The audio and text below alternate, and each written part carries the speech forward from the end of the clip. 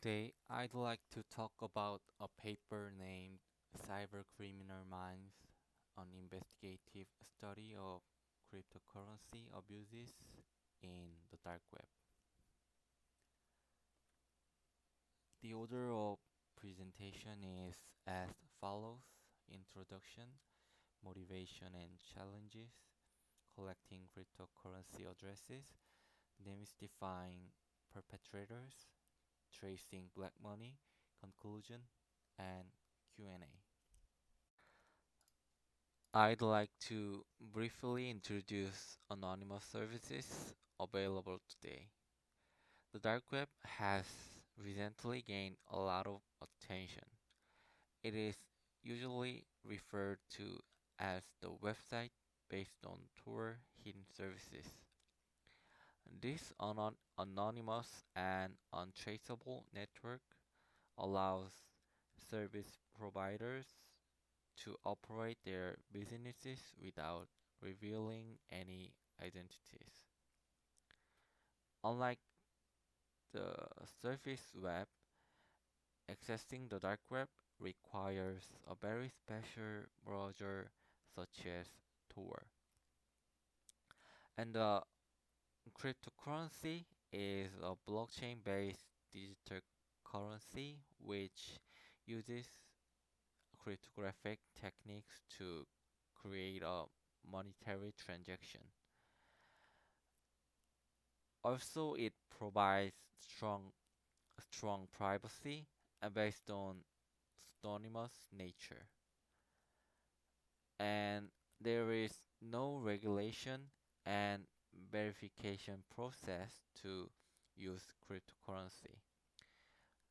These two services are actually designed for good, but let's look for weird.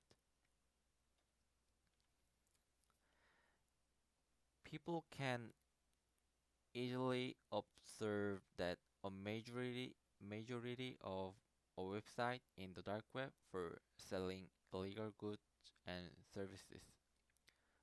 Some of these websites were selling malware and providing ransomware as a service, renting a hacker to conduct an ethical hacking, trafficking arms, and some of the sites were providing hitman services. So let's see the procedures of an underground illegal trade. Since illegal services are not indexed by traditional search engines, traffickers post ads on the surface web such as social network service. When they post ad, they don't provide much information about details but leave onion addresses with the keyword describing the goods for sale.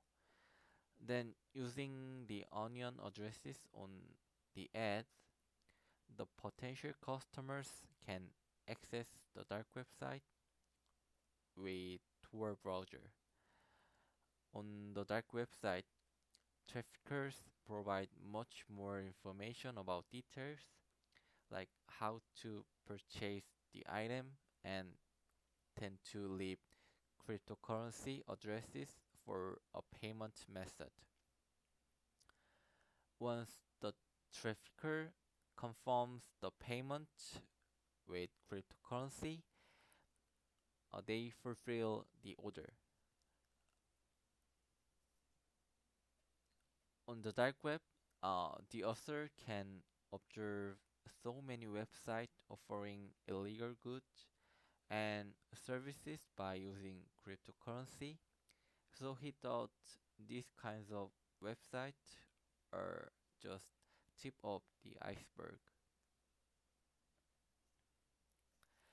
So his motivation is no previous research has conducted a large scale and in-depth measurement study of illicit cryptocurrency transactions on the dark web. So they conducted this research to answer two questions. First, how badly is cryptocurrency being abused on the dark web? Second, how can we investigate and analyze cryptocurrency abuses on the dark web? To answer these questions, they performed a large scale analysis on the dark web and investigate the perpetrators, online and financial activities. But there are some technical challenges to conduct the research. The first thing is limited dark web data.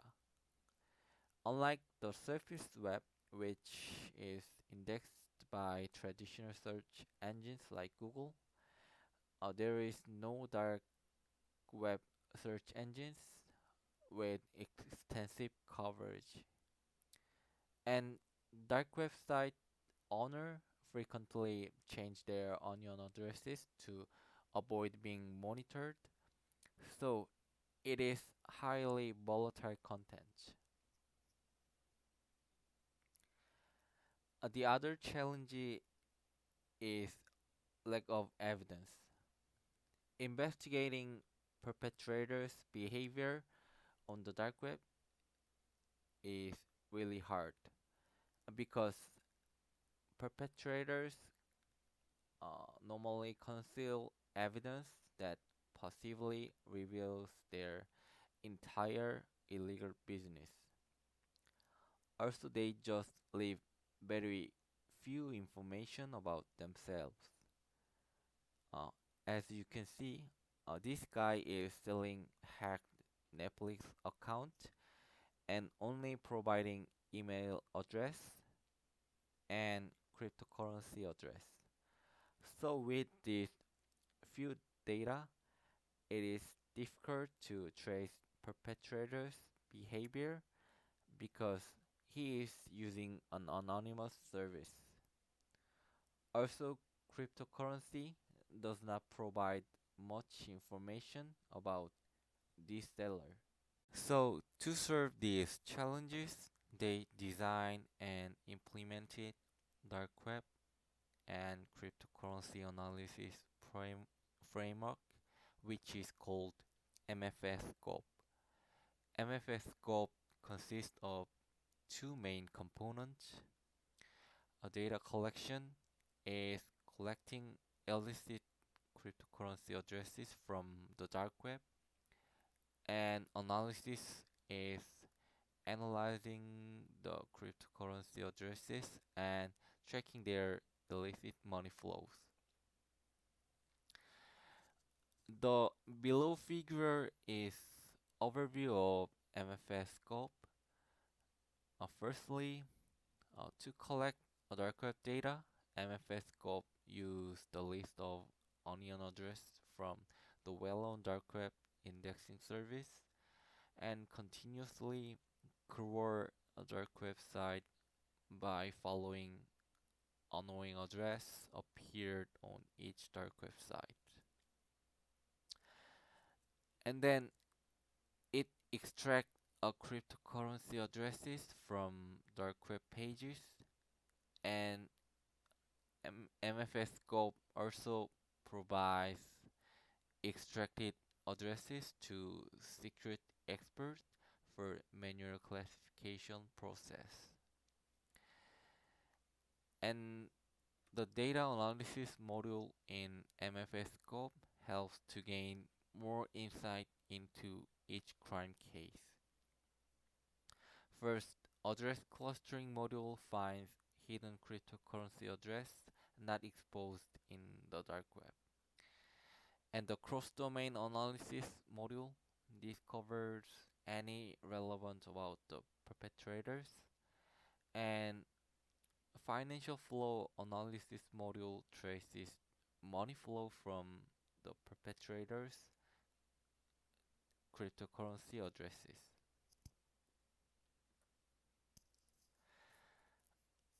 So they use 10K onion addresses collected from Amiya and fresh onion as seed, and they collected about 27 billion distinct dark web pages from 37,000 distinct dark websites for 15 months.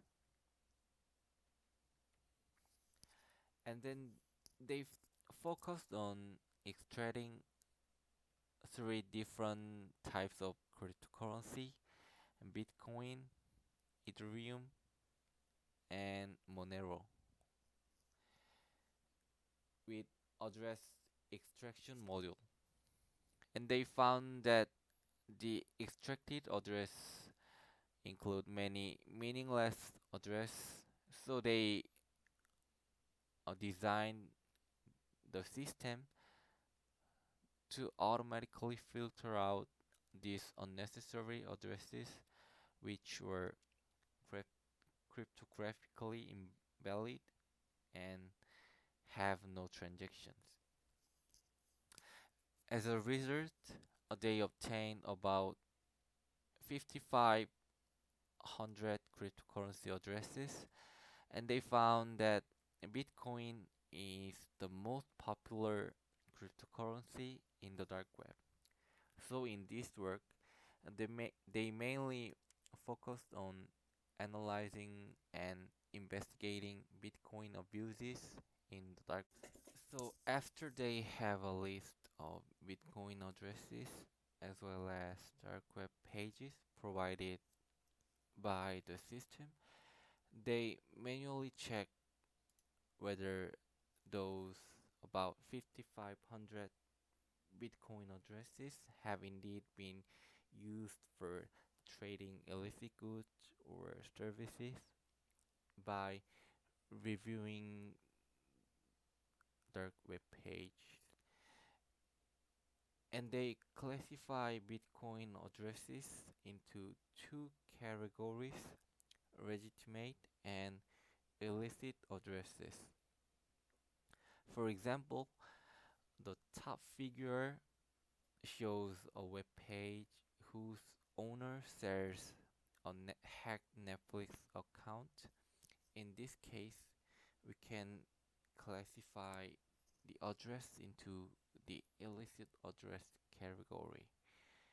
In the case of the web hosting service, as illustrated in the bottom figure, we classify this deposit address into the legitimate address category.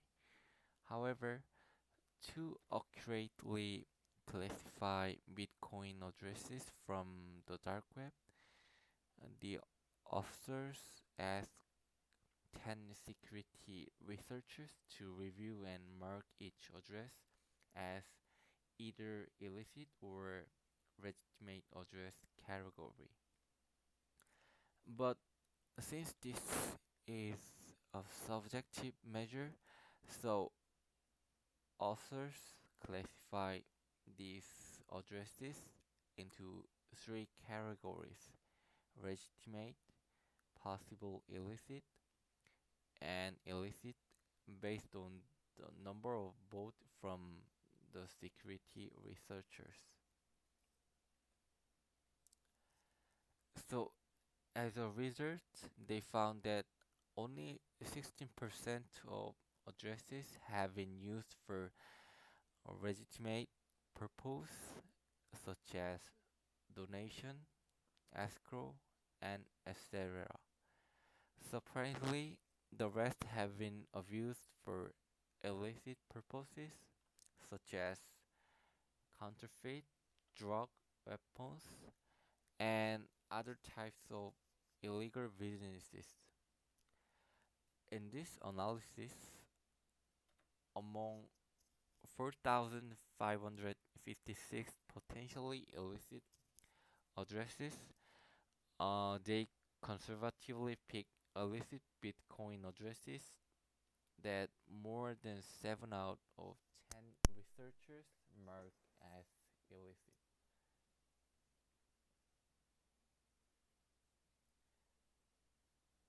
So they decided to focus on 85 addresses, and this approach is avoiding possible bias, and they call these 85 addresses as seed Bitcoin addresses.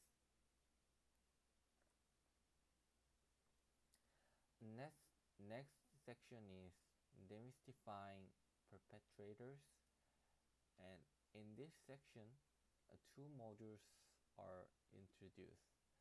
First, the address clustering module discovers more illicit Bitcoin addresses that the perpetrators have owned. And secondly, a cross-domain analysis module performs correlational analysis with the surface web to obtain additional information associated with the illicit Bitcoin addresses that perpetrators. So with the addresses obtained in the previous step, which are exposed in the dark web, however, it is so easy to generate Bitcoin addresses without restriction, so it is highly likely that they might have other addresses not exposed in the dark web. So the address clustering module finds a hidden cryptocurrency owned by the perpetrator by using two types of heuristics. The first algorithm is multi-input heuristic, which traces multi-input transactions in the blockchain. To make a transaction, a sender should possess some private keys corresponding to a transaction input. So we can group these addresses are owned by a single entity. Another algorithm is change address heuristic, which traces a very specific transaction pattern by the wallet software. There is a rule in a Bitcoin protocol that forces to spend every input in a single transaction. When a user sends Bitcoins to another address, a wallet software create a new address which is generally called change address to receive the remaining Bitcoins. So the sender's original address and the newly generated address are grouped together. And the cross-domain analysis module conducts a Google search for discovering any other relevant information about perpetrator. In this analysis, they use their cryptocurrency addresses as a search keyword.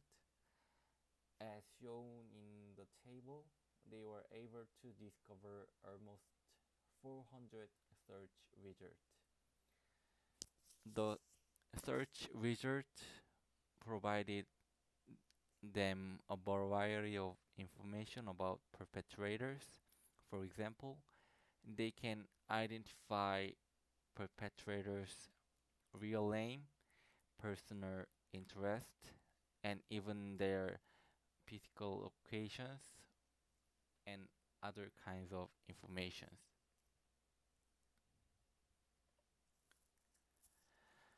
And tracing black money section introduced the flow analysis module that performs taint-based Bitcoin.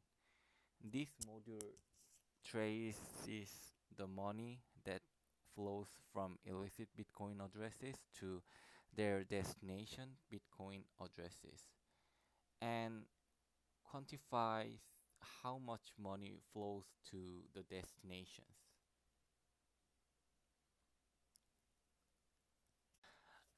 And the financial flow analysis module performs the taint-based Bitcoin flow analysis to quantify the illicit money flows. The idea is basically about calculating the ratio of transfer Bitcoins from a given Bitcoin address to destination addresses. The figure illustrated one example of chain calculation. Let's suppose we want to trace 10 Bitcoins transferred from the input address, and there are two transactions in this transfer. In the first transaction, 2 Bitcoins and 8 Bitcoins are sent to address A and address B.